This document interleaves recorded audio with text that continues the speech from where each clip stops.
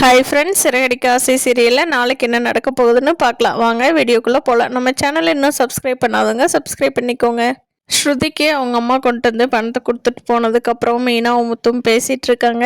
ஏங்க நீங்கள் அப்படிக்குது எங்கள் வீட்டில் கொடுக்கலன்னு ஃபீல் பண்ணுறீங்களா அப்படிங்கிறாங்க. அதுக்கு முத்து சொல்கிறாங்க, இல்லை மீனா, நீ ஃபீல் பண்ணல, நம்ம அம்மா இவ்வளோ இதாக இல்லைன்னு.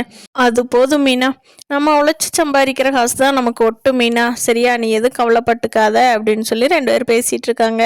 ரவியோட அம்மாவுக்கு ஸ்ருதி மேலே இப்போ பாசம் ரொம்ப அதிகமாகிறது. தனியாக ரெஸ்டாரண்ட் ஓப்பன் பண்ணுறாங்க அப்படின்னு சொன்ன உடனே. ஆனால் ரவியோட அப்பா எப்பவும் போல் எல்லாத்தையும் ஒரே மாதிரி தான் பார்க்குறாரு.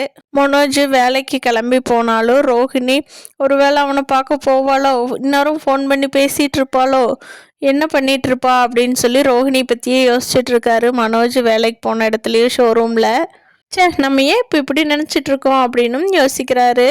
அடுத்து அப்படியே அம்மா பிள்ளையிலிருந்து ரோஹிணி பேச்சை கேட்குறவரா மாறிக்கு வராங்கிறத வரும் நாட்களில் பார்ப்போம். முத்துவும் டிராஃபிக் போலீஸ் அருணும் ரோட்டில் 2 பேரும் சேர போய் ஒரே கேப்பில் போய் 2 பேரும் இடிச்சுக்கிற மாதிரி போகிறாங்க. அப்போ முத்து காரில் போகிறாரு, அருண் வந்து வண்டியில் வர்றாரு. முத்து எட்டி சொல்கிறாரு, நீங்கள் தான் பின்னாடி போகணும் அப்படின்னு. அதுக்கு அருண் சொல்கிறாரு, இல்லை நான் தான் ஃபஸ்ட்டு வந்தேன், அதனால் நீங்கள் தான் பின்னாடி போகணும் அப்படிங்கிறாங்க.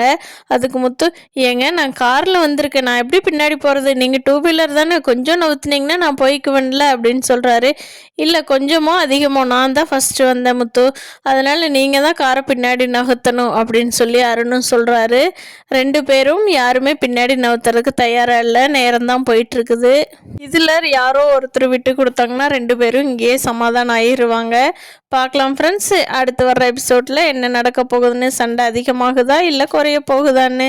இந்த வீடியோ பிடிச்சிருந்தா லைக் பண்ணிக்கோங்க. தேங்க்யூ.